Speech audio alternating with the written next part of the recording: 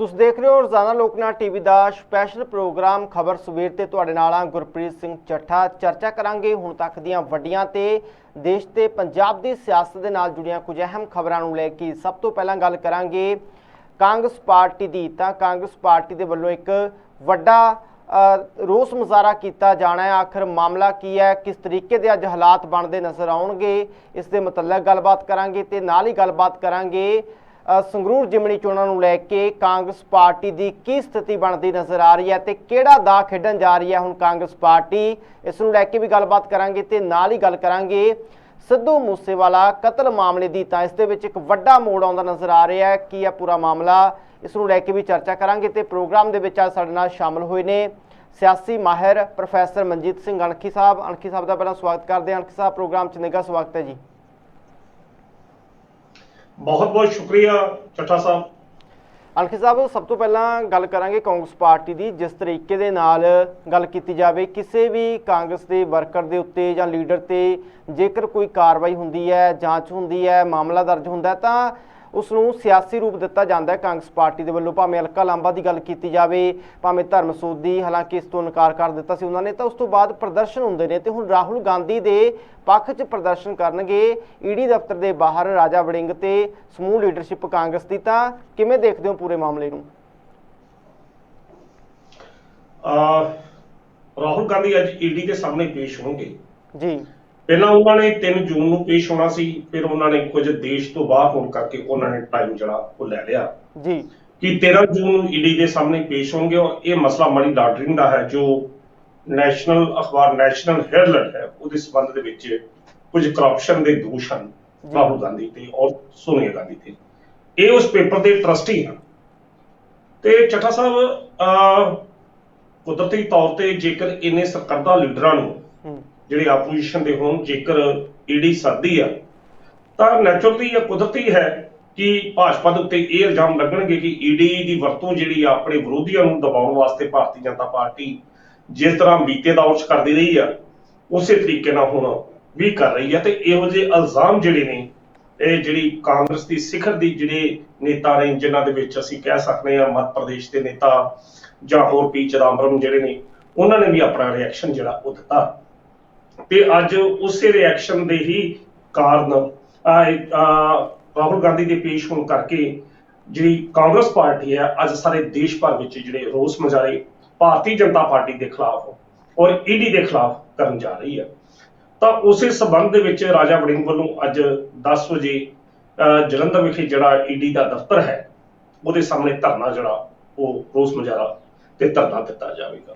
ਇਹ ਕੇਵਲ ਜਲੰਧਰ ਚ ਨਹੀਂ ਸਾਰੇ ਦੇਸ਼ ਭਰ ਵਿੱਚ ਜਿੱਥੇ ਜਿੱਥੇ ਵੀ ਕਾਂਗਰਸ ਦਾ ਸਾਰੇ ਥਾਵਾਂ ਤੇ ਹੀ ਹੈ ਤੇ ਸਾਰੇ ਪਾਸੇ ਕਾਂਗਰਸੀ ਵਰਕਰਾਂ ਵੱਲੋਂ ਕਾਂਗਰਸੀ ਨੇਤਾਵਾਂ ਵੱਲੋਂ ਆਪਣੇ ਲੀਡਰ ਦੇ ਬਚਾਅ ਜਾਂ ਉਸਦੇ ਪੱਖ ਦੇ ਵਿੱਚ ਇੱਕ ਪ੍ਰੈਸ਼ਰ ਬਣਾਉਣ ਦੀ ਨੀਤੀ ਦੇ ਤਹਿਤ ਇਹ ਧਰਨਾ ਜਿਹੜਾ ਉਹ ਆਰਗੇਨਾਈਜ਼ ਕੀਤਾ ਗਿਆ ਹੈ। ਹੁਣ ਚੱਠਾ ਸਾਹਿਬ ਪ੍ਰਸ਼ਨ ਇਹ ਪੈਦਾ ਹੁੰਦਾ ਕਿ ਸੋਨੀਆ ਗਾਂਧੀ ਔਰ ਰਾਹੁਲ ਗਾਂਧੀ ਜਿਹੜੇ ਇੱਕ ਦੇਸ਼ ਦੀ ਪ੍ਰਮੁੱਖ ਪਾਰਟੀ ਦੇ ਨੇਤਾ ਨੇ ਅਗਰ ਈਡੀ ਉਹਨਾਂ ਨੂੰ ਸੰਮਨ ਕਰਦੀ ਹੈ ਤਾਂ ਈਡੀ ਠੀਕ ਹੈ ਕਿ ਇਸ ਵੇਲੇ ਭਾਰਤੀ ਜਨਤਾ ਪਾਰਟੀ ਕੰਟਰੋਲ ਉਸਦਾ ਹੈ। ਪਰ ਜੇਕਰ ਈਡੀ ਨੇ ਉਹਨਾਂ ਨੂੰ ਸੱਦਿਆ, ਈਡੀ ਉਹਨਾਂ ਨੂੰ ਸੰਮਨ ਕਰਦੀ ਹੈ, ਕੁਝ ਨਾ ਕੁਝ ਤਾਂ ਦਾਲ ਚ ਕਾਲਾ ਹੋਵੇਗਾ, ਕੁਝ ਨਾ ਕੁਝ ਤਾਂ ਦੋਸ਼ ਇਹੋ ਜਿਹੇ ਹੋਣਗੇ ਜਿਸ ਕਰਕੇ ਈਡੀ ਉਹਨਾਂ ਨੂੰ ਸੱਦ ਰਹੀ ਹੈ। ਤੇ ਈਡੀ ਦੇ ਸਾਹਮਣੇ ਜੇਕਰ ਪੇਸ਼ ਹੋਣਾ ਤਾਂ ਫਿਰ ਇਹ ਰੋਸ ਮੁਜ਼ਾਹਰੇ ਕਿਉਂ? ਜੇਕਰ ਤੁਸੀਂ ਸੱਚੇ ਜੇ ਤੁਹਾਡੇ ਤੇ ਦਾਗ ਤੁਹਾਡੇ ਦਾਮਨ ਤੇ ਕੋਈ ਦਾਗ ਨਹੀਂ ਫਿਰ ਤੁਹਾਨੂੰ ਭਾਵੇਂ ਸੀਬੀਆਈ ਛੱਡੇ ਭਾਵੇਂ ਈਡੀ ਸੱਦੇ ਫਿਰ ਤੁਹਾਨੂੰ ਇਹ ਰੋਸ ਮੁਜ਼ਾਹਰੇ ਕਰਨ ਦਾ ਕੀ ਅਰਥ ਰਹਿ ਜਾਂਦਾ? ਜੇਕਰ ਪੰਜਾਬ ਦੇ ਵਿੱਚ ਸਾਧੂ ਸਿੰਘ ਧਰਮਸੋਤ ਨੂੰ ਪੁਲਿਸ ਜਿਹੜੀ ਕਰਪਸ਼ਨ ਦੇ ਦੋਸ਼ਾਂ ਦੇ ਅਧੀਨ ਫੜਦੀ ਹੈ ਤੇ ਰਾਜਾ ਵੜਿੰਗ ਤੇ ਪ੍ਰਤਾਪ ਸਿੰਘ ਬਾਜਵਾ ਸਾਰੇ ਲੀਡਰਾਂ ਨੂੰ ਲੈ ਕੇ ਮੁੱਖ ਮੰਤਰੀ ਨੂੰ ਮਿਲਣ ਚਲੇ ਜਾਂਦੇ ਆ ਤੇ ਜਦੋਂ ਮੁੱਖ ਮੰਤਰੀ ਉਹਨਾਂ ਨੂੰ ਮਿਲਣ ਦਾ ਟਾਈਮ ਨਹੀਂ ਨਹੀਂ ਮਿਲਦੇ ਤਾਂ ਫਿਰ ਉਸ ਪਾਸੇ ਕਹੀ ਜਾਂਦੇ ਆ ਇਹ ਲੀਡਰ ਕੀ ਅਸੀਂ ਤਾਂ ਇਸ ਸੰਬੰਧ ਚ ਆਏ ਹਾਂ, ਅਸੀਂ ਤਾਂ ਧਰਮਸੋਤ ਬਾਰੇ ਗੱਲ ਹੀ ਕਰਨੀ ਆਏ। ਤੇ ਜੇ ਦੂਜੇ ਪਾਸੇ ਇਹ ਕੱਲ ਜਾਂ ਪਰਸੋਂ ਭਾਰਤ ਭੂਸ਼ਣ ਆਸ਼ੂ ਦੇ ਖਿਲਾਫ ਕੋਈ ਕਾਰਵਾਈ ਸ਼ੁਰੂ ਹੋਣ ਦੀ ਗੱਲ ਹੁੰਦੀ ਆ ਜਾਂ ਦੂਸਰੇ ਪਾਸੇ ਤ੍ਰਿਪਤ ਬਾਜਵਾ ਦੇ ਖਿਲਾਫ ਹੁੰਦੀ ਆ ਤੇ ਰਾਜਾ ਵੜਿੰਗ ਵਰਗੇ ਬੰਦੇ ਇਹ ਗੱਲ ਕਹਿਣੀ ਸ਼ੁਰੂ ਕਰ ਦਿੰਦੇ ਕਿ ਬਦਲਾਅ ਰਾਜਨੀਤੀ ਹੈ। ਕਹਿਣ ਦਾ ਅਰਥ ਇਹ ਹੈ ਕਿ ਕਾਂਗਰਸ ਪਾਰਟੀ ਦਾ ਇਹ ਜਿਹੜਾ ਦੋਗਲਾ ਚਿਹਰਾ ਇਹ ਸਾਰਾ ਕੁਝ ਬਿਆਨ ਕਰਦਾ ਕਿ ਰਾਜਾ ਵੜਿੰਗ ਦੀ ਸਥਿਤੀ ਦੇ ਵਿੱਚ ਜਾਂ ਮਤਲਬ ਰਾਹੁਲ ਗਾਂਧੀ ਦੇ ਸੰਬੰਧ ਦੇ ਵਿੱਚ ਵੇਖ ਲਓ ਕਿ ਜੇਕਰ ਈਡੀ ਉਹਨਾਂ ਨੂੰ ਸੰਮਨ ਕਰਦੀ ਆ ਤਾਂ ਸਾਰੇ ਦੇਸ਼ ਦੇ ਵਿੱਚ ਰੋਸ ਮੁਜ਼ਾਹਰੇ ਹੋਣੇ ਸ਼ੁਰੂ ਹੋ ਜਾਂਦੇ ਆ। ਘੱਟ ਤੋਂ ਘੱਟ ਪਹਿਲਾਂ ਇਹ ਤਾਂ ਵੇਖ ਲੈਣਾ ਚਾਹੀਦਾ ਕਿ ਈਡੀ ਨੇ ਜੇਕਰ ਉਹਨਾਂ ਨੂੰ ਸੰਮਨ ਕੀਤਾ ਕਿਹੜੇ ਮਸਲੇ 'ਚ ਕੀਤਾ, ਈਡੀ ਤੋਂ ਬਾਅਦ ਤੁਸੀਂ ਆਪਣਾ ਰਿਐਕਸ਼ਨ ਜਿਹੜਾ ਉਹ ਦਿਓ। ਹੁਣ ਤਾਂ ਇਹ ਤਾਂ ਇੱਕ ਕਿਸਮ ਦਾ ਅਸੀਂ ਕਹਿ ਸਕਦੇ ਹਾਂ ਕਿ ਪ੍ਰੈਸ਼ਰਾਈਜ਼ ਕਰਨ ਦਾ ਤਰੀਕਾ ਜਿਹੜਾ ਹੋਊਗਾ ਇੱਕ ਸੰਸਥਾ ਨੂੰ, ਠੀਕ ਹੈ ਉਹ ਸੰਸਥਾ ਭਾਰਤੀ ਜਨਤਾ ਪਾਰਟੀ ਦੇ ਅਧੀਨ ਹੈਗੀ ਹੈ, ਕੋਈ ਸ਼ੱਕ ਨਹੀਂ। ਭਾਰਤੀ ਜਨਤਾ ਪਾਰਟੀ ਹਮੇਸ਼ਾ ਆਪਣੇ ਵਿਰੋਧੀਆਂ ਨੂੰ ਨੱਪਣ ਵਾਸਤੇ ਉਸ ਦੀ ਵਰਤੋਂ ਕਰਦੀ ਰਹੀ ਹੈ, ਪਰ ਕੀ ਹੁਣ ਜੇਕਰ ਈਡੀ ਕੋਲ ਕੋਈ ਸ਼ਿਕਾਇਤ ਪਹੁੰਚਦੀ ਹੈ ਤਾਂ ਈਡੀ ਉਸ ਦੀ ਜਾਂਚ ਵੀ ਨਾ ਕਰੇ। ਸੋ ਕਾਂਗਰਸ ਪਾਰਟੀ ਨੂੰ ਘੱਟ ਤੋਂ ਘੱਟ ਇਹ ਚਾਹੀਦਾ ਕਿ ਤੁਸੀਂ ਰੋਸ ਮੁਜ਼ਾਹਰੇ ਕਰਦੇ ਆ ਪਰ ਘੱਟ ਤੋਂ ਘੱਟ ਈਡੀ ਦੀ ਕਾਰਵਾਈ ਤਾਂ ਤੁਸੀਂ ਦੇਖ ਲਓ। ਉਸ ਈਡੀ ਨੇ ਸੁਖਪਾਲ ਸਿੰਘ ਖਹਿਰੇ ਨੂੰ ਵੀ ਇੰਟਰੋਗੇਟ ਕੀਤਾ ਸੀ, ਬਿਕਰਮਜੀਤ ਸਿੰਘ ਮਜੀਠੀਆ ਨੂੰ ਵੀ ਕੀਤਾ ਸੀ, ਚਰਨਜੀਤ ਸਿੰਘ ਚੰਨੀ ਦੇ ਭਾਂਜੇ ਨੂੰ ਵੀ ਕੀਤਾ ਸੀ, ਕੈਪਟਨ ਅਮਰਿੰਦਰ ਸਿੰਘ ਦੇ ਬੇਟੇ ਰਣਇੰਦਰ ਸਿੰਘ ਨੂੰ ਵੀ ਨੋਟਿਸ ਈਡੀ ਵੱਲੋਂ ਆਇਆ ਸੀ। ਕਹਿਣ ਦਾ ਅਰਥ ਹੈ ਤਾਂ ਉਸ ਵਕਤ ਵੀ ਮਤਲਬ ਕਾਂਗਰਸ ਪਾਰਟੀ ਜੇ ਚਾਹੋ ਫਿਰ ਕਿਉਂ ਨਹੀਂ ਉਦੋਂ ਸੁਖਪਾਲ ਸਿੰਘ ਖਹਿਰਾ ਦੇ ਅੰਦਰ ਵੀ ਈਡੀ ਨੂੰ ਉੱਥੇ ਗ੍ਰਿਫਤਾਰ ਕਰ ਲਿਆ ਗਿਆ। ਤਾਂ ਫਿਰ ਜੇਕਰ ਵਾਕਿਆ ਹੀ ਇਹ ਪਾਰਟੀ ਇੰਨੀ ਗੰਭੀਰ ਸੀ ਜਾਂ ਇਸ ਤਰ੍ਹਾਂ ਕਰਦੀ ਤਾਂ ਉਹਨਾਂ ਵਕਤ ਵੀ ਕਾਂਗਰਸ ਨੂੰ ਰੋਸ ਮੁਜ਼ਾਹਰੇ ਕਰਨੇ ਚਾਹੀਦੇ ਸਨ।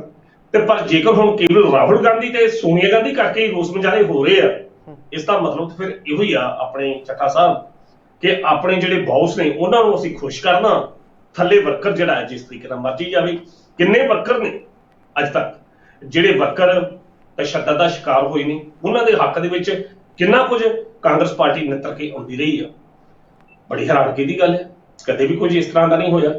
ਖੈਰ ਇੱਕ ਅਲੱਗ ਤਰ੍ਹਾਂ ਦਾ ਵਿਸ਼ਾ ਹੈਗਾ। ਸੋ ਅੱਜ ਰਾਹੁਲ ਗਾਂਧੀ ਦੇ ਉੱਥੇ ਜਾਣਾ, ਦੇਸ਼ ਭਰ ਵਿੱਚ ਕਾਂਗਰਸ ਪਾਰਟੀ ਦੇ ਜਿਹੜੇ ਵਰਕਰ ਨੇ ਈਡੀ ਦੇ ਦਫ਼ਤਰਾਂ ਦੇ ਅੱਗੇ ਰੋਸ ਮੁਜ਼ਾਹਰੇ ਜ਼ਰੂਰ ਕਰਨਾ।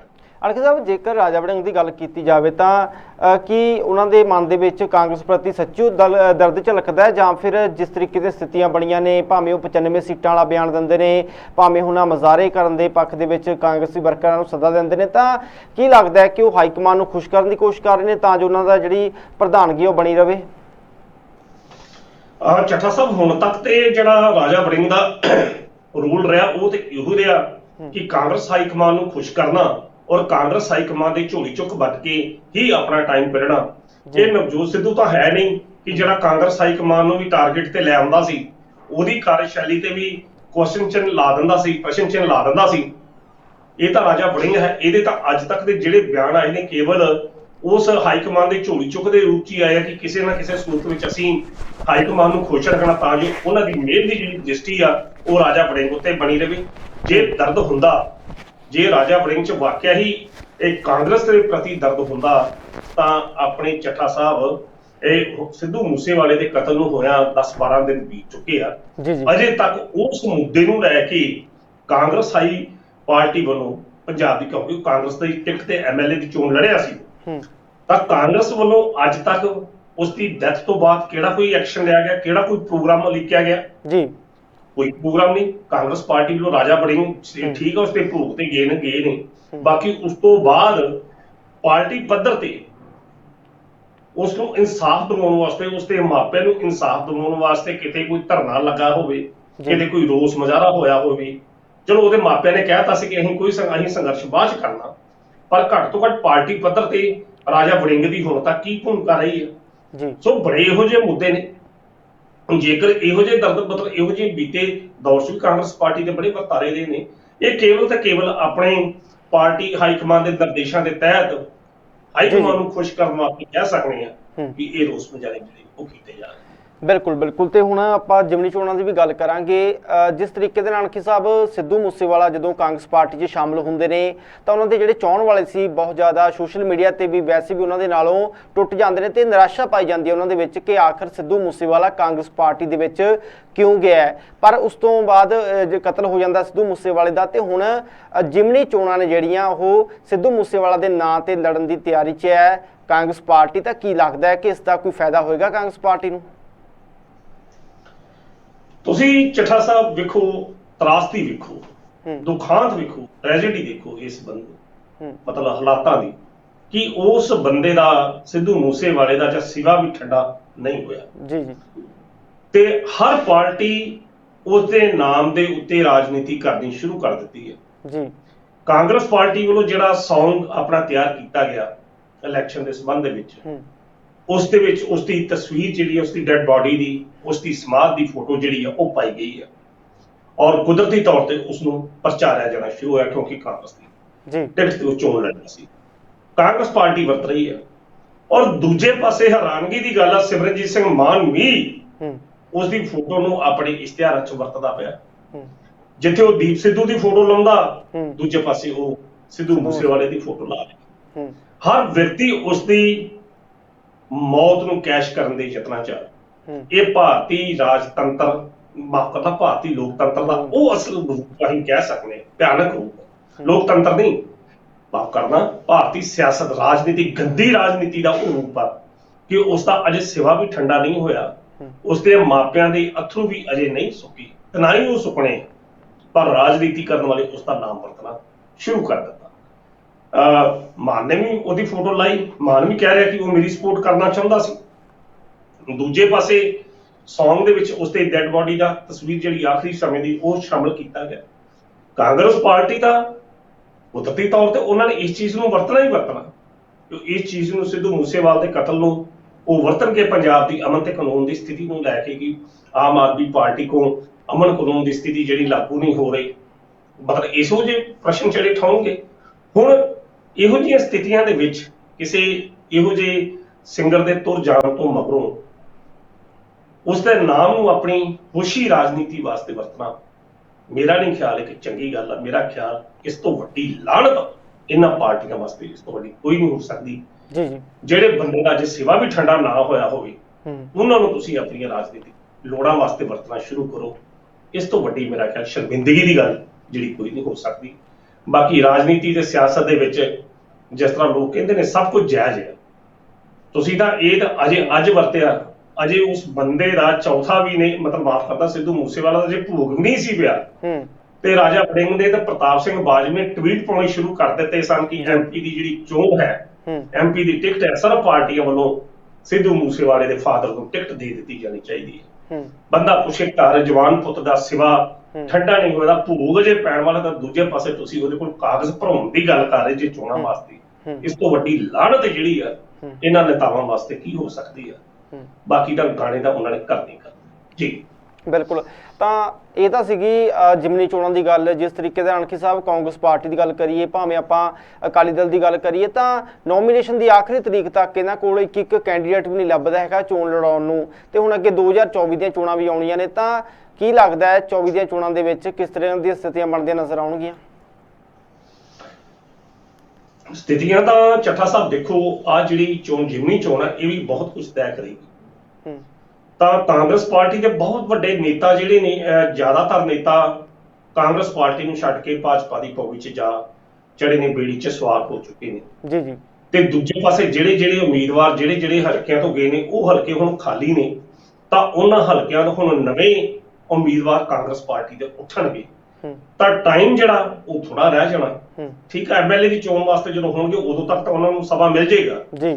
24 ਦੀਆਂ ਚੋਣਾਂ ਜਿਹੜੀਆਂ ਹੋਣੀਆਂ ਨੇ ਉਹਦੇ ਵਾਸਤੇ ਤਾਂ ਬਹੁਤ ਵੱਡਾ ਇਹਨਾਂ ਨੂੰ ਘਾਟਾ ਕਾਂਗਰਸ ਪਾਰਟੀ ਨੂੰ, ਕਿ ਜਿਹੜੇ ਬੰਦੇ ਕਰਦਾ ਸਨ, ਹਾਲਾਂਕਿ ਐਮਪੀ ਕੋਈ ਨਹੀਂ ਗਏ, ਪਰ ਜਿਨ੍ਹਾਂ ਐਮਐਲਏ ਦੇ ਸਿਰ ਤੇ ਐਮਪੀਆਂ ਨੇ ਚੋਣ ਜਿੱਤਣੀ ਹੁੰਦੀ ਆ, ਜਦੋਂ ਉਹ ਹੀ ਦੂਜੀ ਪਾਰਟੀ 'ਚ ਸਵਾਰ ਹੋ ਜਾਣ ਤਾਂ ਫਿਰ ਕੁਦਰਤੀ ਤੌਰ ਤੇ ਜਿਹੜੇ ਐਮਪੀ ਨੇ ਉਹਨਾਂ ਦਾ ਭਵਿੱਖ ਕੀ ਹੋਏਗਾ। ਤੇ ਬਾਕੀ ਜਿਹੋ ਜਿਹੇ ਹਾਲਾਤ ਚੱਲਦੇ ਪਏ ਨੇ, ਮੇਰਾ ਨਹੀਂ ਖਿਆਲ ਕਿ ਇਹ ਵੀ ਜਿਹੜੇ ਕਾਂਗਰਸ ਦੇ ਜਿੰਨੇ ਐਮਪੀ ਹੈਗੇ ਨੇ ਇਹ 24 ਤੱਕ ਕਾਂਗਰਸ ਦੇ ਵਿੱਚ ਹੀ ਰਹਿਣ। ਇਹ ਵੀ ਕਿਸੇ ਵੀ ਸਮੇਂ ਭਾਜਪਾ ਦੇ ਵਿੱਚ ਸ਼ਾਮਲ ਹੋ ਸਕਦੇ ਨੇ, ਕਿਉਂਕਿ ਉਧਰ ਟਿਕਟ ਵੀ ਮਿਲ ਜਾਣੀ ਆ, ਪੈਸਾ ਵੀ ਮਿਲ ਜਾਣਾ, ਤੇ ਜਿੱਤਣ ਦਾ ਇੱਕ ਸੰਕਲਪ ਜਾਂ ਹੀ ਕਹਿ ਜਿੱਤਣ ਦੀ ਇੱਕ ਆਸ ਵੀ ਉਧਰੋਂ ਵੱਧ ਜਾਣੀ ਆ। ਤਾਂ ਇਹ ਜਿਸ ਤਰ੍ਹਾਂ ਸਾਬਕਾ ਮੰਤਰੀ ਜਿਸ ਤਰੀਕੇ ਨਾਲ ਕਾਂਗਰਸ ਪਾਰਟੀ 'ਚ ਸ਼ਾਮਲ ਹੋਏ ਨੇ, ਉਸੇ ਤਰੀਕੇ ਨਾਲ ਹੋ ਸਕਦਾ ਕਿ ਆਉਂਦਿਆਂ ਦਿਨਾਂ ਦੇ ਵਿੱਚ ਕੁਝ ਐਮਪੀ ਵੀ, ਮੌਜੂਦਾ ਵੀ ਤੇ ਸਾਬਕਾ ਵੀ, ਭਾਜਪਾ ਦੀ ਬੇੜੀ ਚੜ੍ਹ ਜਾਣ।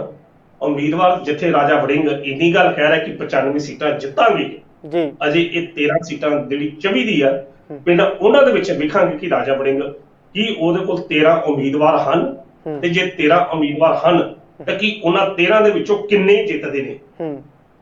ਇਹ ਵੀ ਪਤਾ ਕਰਨਾ, ਇਹ ਵੇਖਿਆ ਜਾਏਗਾ ਕਿ 13 ਤੇ ਚਲੋ ਉਮੀਦਵਾਰ ਪਹਿਲਾਂ ਲੱਭਣੇ ਪੈਣਗੇ, ਤਾਂ 13 ਜੇ ਲੱਭਦੇ ਆ ਤਾਂ ਫਿਰ ਉਹ 13 ਹੀ ਜਿੱਤਣਗੇ। ਤੇ ਜਾਂ 13 ਦਾ ਵੀ ਉਹ 95 ਦੇ ਹਿਸਾਬ ਨਾਲ ਉਹ ਕਰ ਦੇਣਗੇ ਕਿ 13 ਦੇ ਵਿੱਚੋਂ ਅਸੀਂ 7 ਜਿਤਾ ਕੇ ਭੇਜਾਂਗੇ।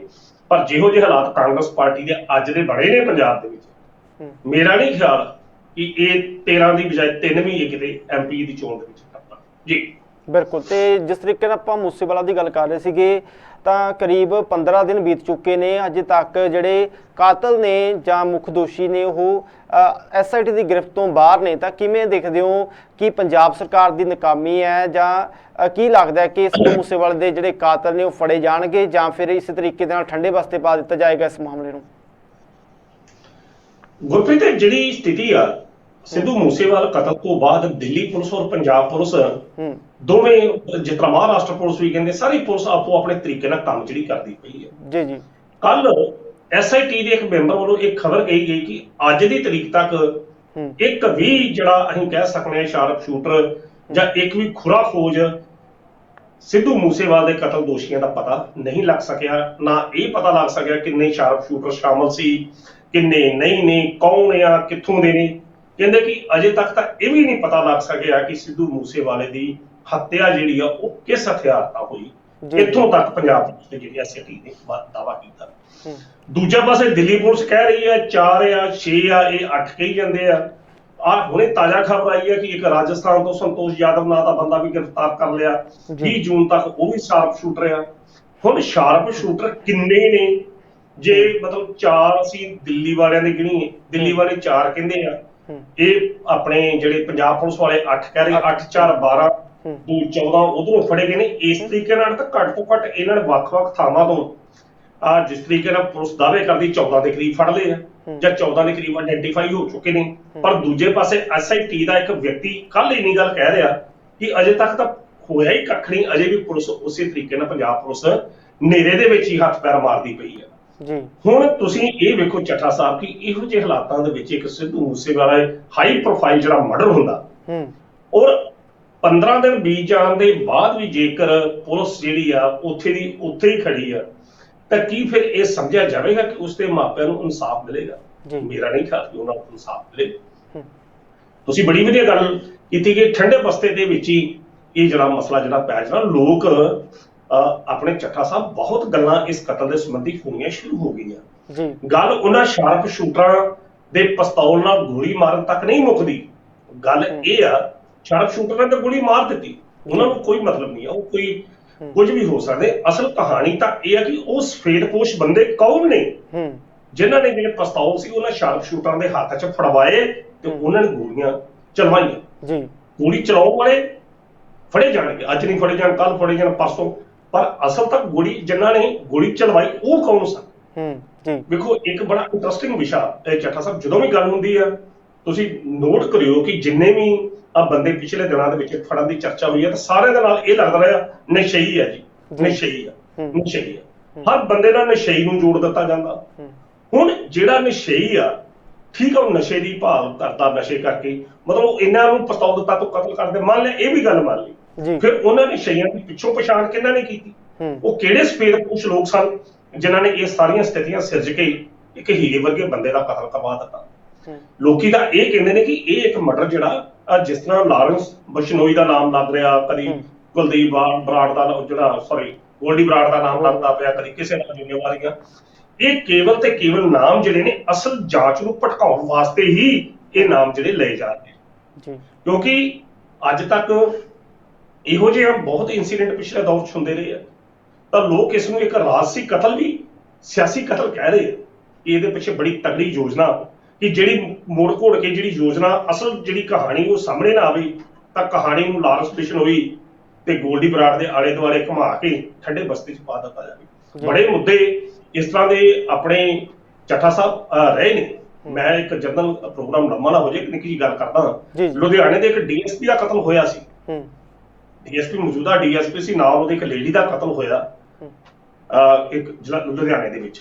ਅੱਜ ਤੱਕ ਉਹ DSP ਦੇ ਕਾਤਲਾਂ ਦਾ ਪਤਾ ਨਹੀਂ ਲੱਗ ਸਕਿਆ, ਜਦੋਂ ਕਿ ਪੁਲਿਸ ਨੇ ਅਗਲੇ ਦਿਨ ਜਾਂ ਹਫ਼ਤੇ ਡੇਢ ਹਫ਼ਤੇ ਬਾਅਦ 3-4 ਭਈਏ ਜਿਹੜੇ ਪ੍ਰਵਾਸੀ ਸੀ ਉਹ ਪੇਸ਼ ਕਰਦੇ ਜੀ ਕਤਲ ਇਹਨਾਂ ਨੇ ਕੀਤਾ। ਪਰ ਅਜੇ ਤੱਕ ਉਸ ਕਤਲ ਦਾ ਖੁਰਾ ਖੋਜ ਕਹਾਣੀ ਲੱਭੀ ਨਹੀਂ। ਇੱਕ DSP ਜਵਾਨ ਜਹਾਨ ਪਿਸਤੌਲ ਉਹਦੇ ਕੋਲ, ਉਹਨੂੰ 4 ਭਈਏ ਮਾਰ ਪ੍ਰਵਾਸੀ। ਪਤਾ ਨਹੀਂ ਉਹ ਸੱਚ ਹੀ ਝੂਠ ਸੀ, ਬੜਾ ਚਰਚਿਤ ਕੇਸ ਸੀ ਲੁਧਿਆਣੇ ਦਾ। ਜੀ ਜੀ ਸੋ ਕਈ ਵਾਰ ਬਹੁਤ ਕੁਝ ਇਦਾਂ ਦਾ ਹੁੰਦਾ ਕਿ ਜਦੋਂ ਅਸਲ ਤੱਥ ਜਿਹੜੇ ਲੁਕਾਏ ਜਾਂਦੇ ਨੇ, ਪਰ ਆਸ ਕਰਦੇ ਹਾਂ ਕਿ ਉਹਨਾਂ ਦੇ ਮਾਪਿਆਂ ਨੂੰ ਇਨਸਾਫ ਜਿਹੜਾ ਜ਼ਰੂਰ ਮਿਲੂਗਾ, ਕਿਉਂਕਿ ਸਿੱਧੂ ਮੂਸੇਵਾਲ ਦਾ ਕਤਲ ਜਿਹੜਾ ਸਿਰਫ ਇੱਕ ਇਕੱਲੇ ਸਿੱਧੂ ਮੂਸੇਵਾਲ ਦਾ ਕਤਲ ਨਹੀਂ ਆ, ਉਹ ਲੱਖਾਂ ਹਜ਼ਾਰਾਂ ਕਰੋੜਾਂ ਲੋਕਾਂ ਦਾ ਕਤਲ ਆ ਜਿਹੜੇ ਸਿੱਧੂ ਮੂਸੇਵਾਲ ਨੂੰ ਪਿਆਰ ਕਰਦੇ ਸਨ। ਜੀ ਜੀ ਬਿਲਕੁਲ, ਤਾਂ ਬਹੁਤ ਬਹੁਤ ਧੰਨਵਾਦ ਤੁਹਾਡਾ ਅਣਖੀ ਸਾਹਿਬ ਪ੍ਰੋਗਰਾਮ 'ਚ ਕੀਮਤੀ ਸਮਾਂ ਦੇਣ ਦੇ ਲਈ। ਬਹੁਤ ਬਹੁਤ ਸ਼ੁਕਰੀਆ ਚੱਠਾ ਜੀ। ਤਾਂ ਸਾਡੇ ਨਾਲ ਸਨ ਪ੍ਰੋਫੈਸਰ ਮਨਜੀਤ ਸਿੰਘ ਅਣਖੀ ਸਾਹਿਬ, ਜਿਨ੍ਹਾਂ ਨੇ ਹੁਣ ਤੱਕ ਦੀਆਂ ਤਮਾਮ ਖਬਰਾਂ ਨੂੰ ਲੈ ਕੇ ਵਿਚਾਰ ਚਰਚਾ ਕੀਤੀ ਹੈ। ਖਾਸ ਤੌਰ ਤੇ ਕਾਂਗਰਸ ਪਾਰਟੀ ਦੇ ਕਿਸ ਤਰੀਕੇ ਦੀਆਂ ਸਥਿਤੀਆਂ ਬਣਦੀਆਂ ਨਜ਼ਰ ਆਉਣਗੀਆਂ ਅੱਜ, ਜਿਸ ਤਰੀਕੇ ਨਾਲ ਪ੍ਰੋਟੈਸਟ ਕੀਤਾ ਜਾਣਾ ਹੈ ਈਡੀ ਦਫ਼ਤਰ ਦੇ ਬਾਹਰ, ਤੇ ਉਧਰ ਸਿੱਧੂ ਮੂਸੇਵਾਲਾ ਮਾਮਲੇ ਨੂੰ ਲੈ ਕੇ ਆਖਰ ਕਦੋਂ ਤੱਕ ਮੁੱਖ ਦੋਸ਼ੀਆਂ ਨੂੰ ਫੜਿਆ ਜਾਂਦਾ ਹੈ, ਇਹ ਵੀ ਕਿਤੇ ਨਾ ਕਿਤੇ ਦੇਖਣ ਵਾਲੀ ਗੱਲ ਹੋਏਗੀ। ਤੇ ਇਸ ਪ੍ਰੋਗਰਾਮ ਦੇ ਵਿੱਚ ਫਿਲਹਾਲ ਇੰਨਾ ਹੀ। ਜੁੜੇ ਰਹੋ ਸਾਡੇ ਨਾਲ, ਦਿਓ ਇਜਾਜ਼ਤ, ਧੰਨਵਾਦ।